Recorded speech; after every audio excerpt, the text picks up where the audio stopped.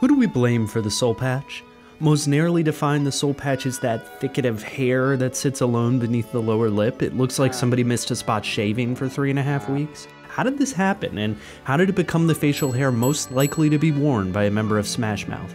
You have to go a lot further back than the brooding 90s to find out. You have to go back to jazz. As early as 1947, Dizzy Gillespie was one of the first celebrities to shape American soul patch culture. He sowed the seeds with his jazz dab, a tiny beard with a mustache that came along for the ride, but usually his beard was on its own, and it became world famous. Because of Dizzy and the general jazz and bebop embrace, beatniks, hipsters, copied the beard and quickly picked it up. Though beatnik beards often had extra hair, like Bob Denver on the 60s sitcom Dobie Gillis, there were soul patches without a chin beard too. Even as hippies redefined counterculture hair, soul-influenced artists like Tom Waits kept beatnik beards alive in the 70s and occasionally went full soul patch. Equal credit / blame should also go to the Blues Brothers, whose soul patches were some of the first to appear in print, and their iconic SNL performance of Soul Man may have helped attach soul to the beard forever. Yup, Ray Charles had a famous one too.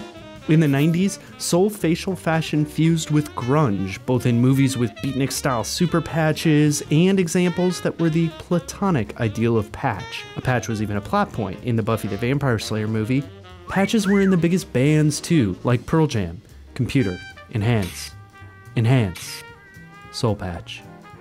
In the late 90s, Garth Brooks proved patches had gone from grunge to emo when he gave his alter ego Chris Gaines an ample tuft. Soul patches weren't soul music, but soulful. They claimed the faces of even our greatest heroes. It was probably for a role. Is there a deeper meaning to be found here?